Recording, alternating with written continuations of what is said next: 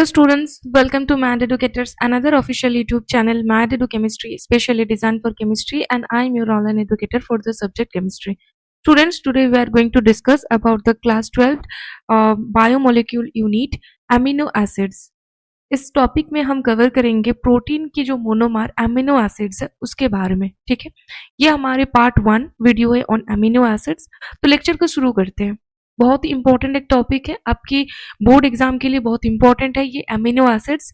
ठीक है, देखिए कार्बोहाइड्रेट, प्रोटीन एंड विटामिन ये सारे एक साथ होकर बायोमोलिक्यूल्स यूनिट है। ठीक है, तो हमने कवर कर चुके कार्बोहाइड्रेट्स के बारे में। आज हम कवर करने वाले proteins.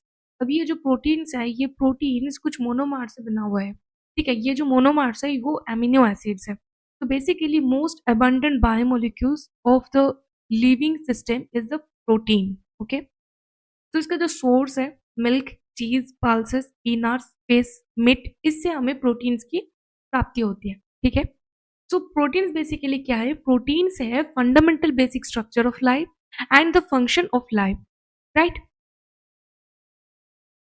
So proteins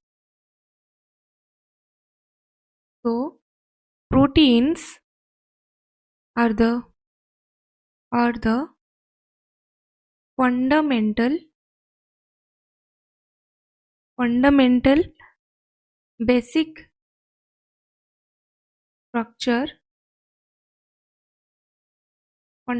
basic structure and function of life. Okay, secondly इसका जो सोर्स है, sources milk, cheese, pulses, peanuts, fish, meat. Okay, तो ये है प्रोटीन की sources and this is derived from the Greek word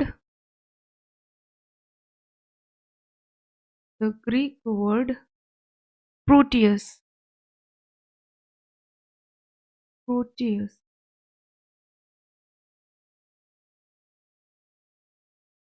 which means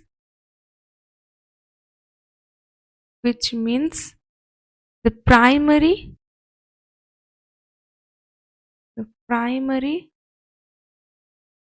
or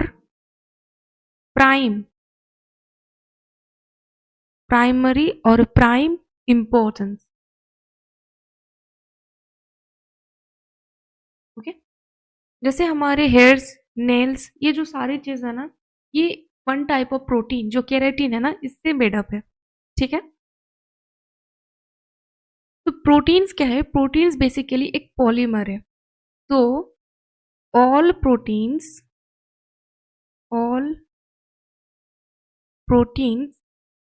are the polymers of alpha amino acids. Okay, देखो amino acids alpha, beta, gamma, delta, ये सारे इसके classifications है। But basically जो प्रोटीन्स है ना, इसका जो मोनोमर है वो alpha amino acids and protein है अल्फा अमीनो एसिड की पॉलीमर। ठीक है, based on the relative position of COH and NH2 we can classify the amino acids in 4 different kind of types. स्टार्टिंगली हम देख लेते हैं अमीनो एसिड्स जो है ना, यहाँ पर जो दो फंक्शनल ग्रुप प्रेजेंट है, एक है Na2 एंड सेकेंड है COOH। ठीक है, एक अमीनो ग्रुप एंड सेकेंड है एक carboxyl group.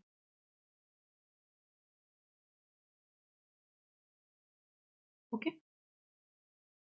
so we can easily classify the amino acids based on the relative position of COOH and NH2 groups. Number 1 is alpha amino acids. Number 2, beta amino acids. Number 3, gamma amino acids. And number 4, delta amino acid. Okay, देखो अभी जो alpha amino acids है ना, ये जो position है like COH है ना, इससे डायरेक्टली जो कार्बन है ना, ये अल्फा कार्बन होती है, ठीक है।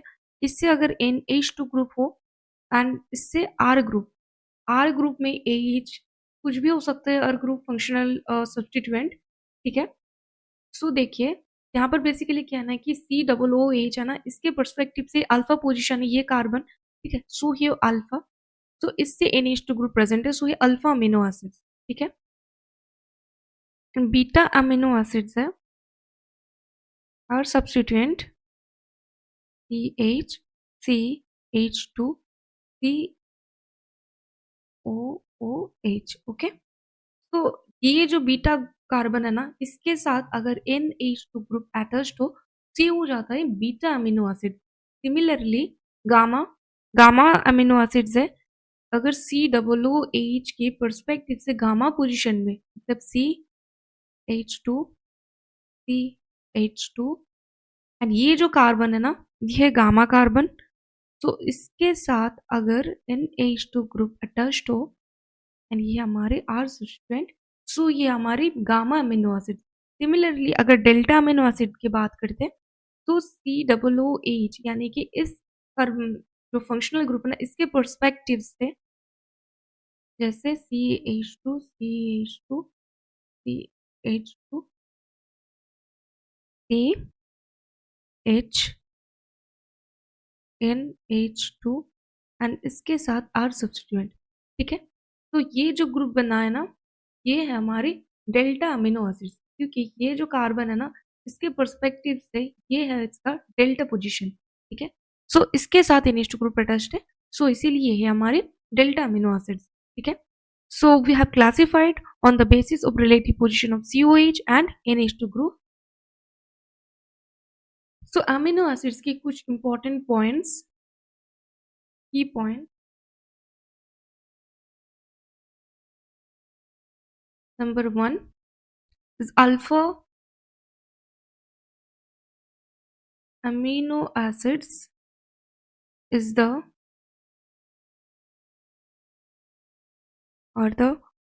monomer of protein. Number 2, all amino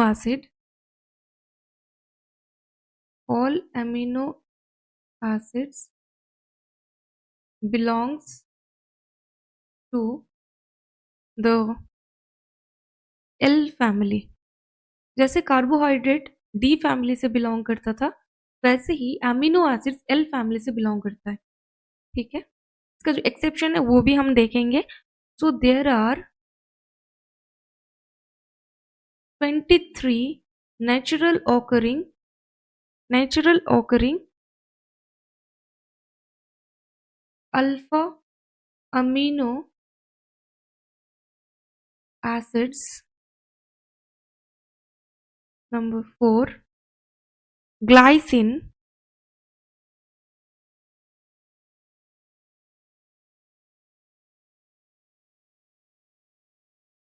CH2 COOH NH2 is only optically inactive, okay. इसके अलावा जो 22 natural occurring alpha amino acids है ना, वो सारे के सारे ऑप्टिकली एक्टिव है, ठीक है।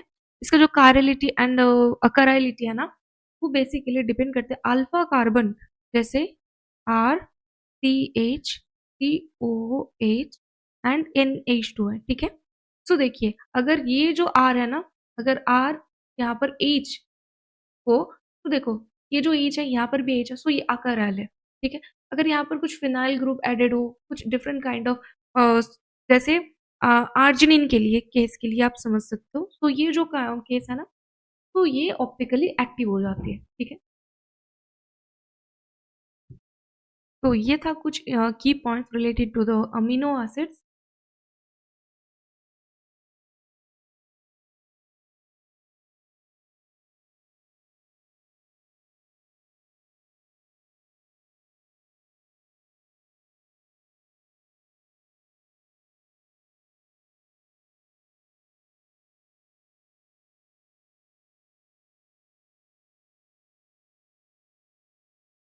एसिडिक, ठीक है।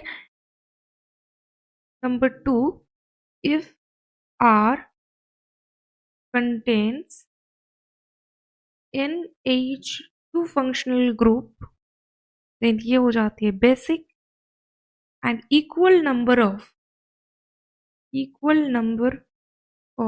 COH and NH2 अगर प्रेजेंट हो, देन वो होता है न्यूट्रल, ठीक है।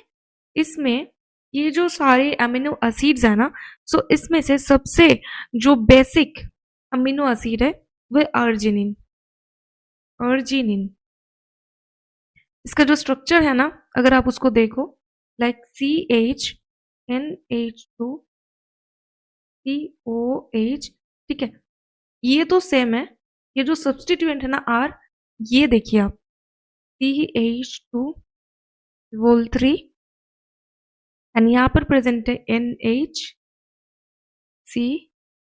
NH NH2, ठीक है। सो यहाँ पर देखिए कि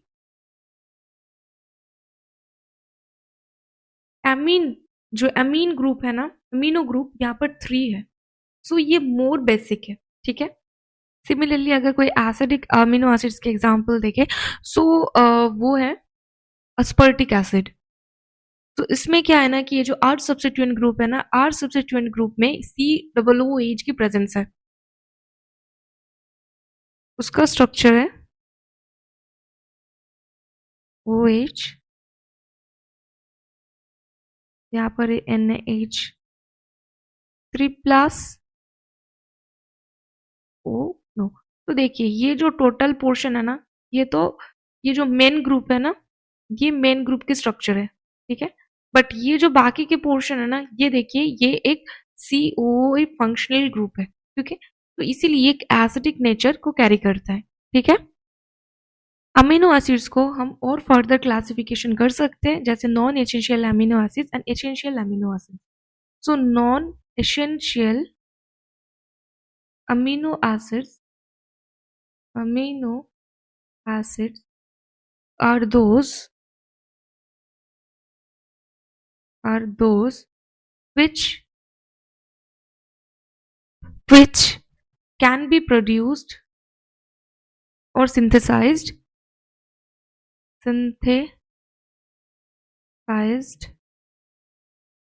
in the body, okay। so way non essential amino acids, ठीक है। and essential amino acids are those essential amino acids are those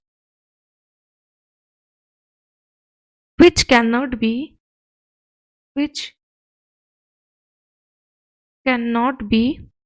synthesized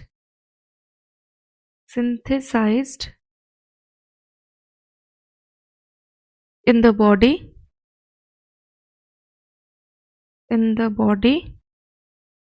and must be obtained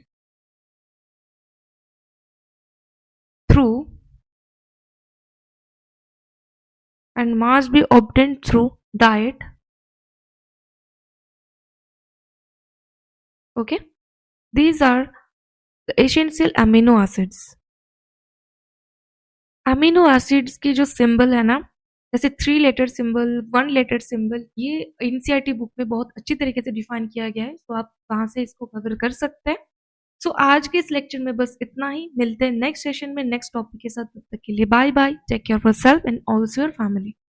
एक इम्पॉर्टेंट अनाउंसमेंट स्टूडेंट्स, हम आप लोगों के लिए इंस्टा क्लासेस लॉन्च करने जा रहे हैं for class 12 and first demo class will be held on 3 जनवरी 2026, जिसमें आपको मिलेगा crystal clear concept, direct interaction करने की मौका with your educator. Lectures will be completely based on your board exam. इस बैच को ज्वाइन करके आप अपना बोर्ड एग्जाम को और बेहतर बना सकते हो। Link is given in the description box. Link को क्लिक करके बैच को आज ही एनरोल करें। मिलते हैं डेमो क्लास में।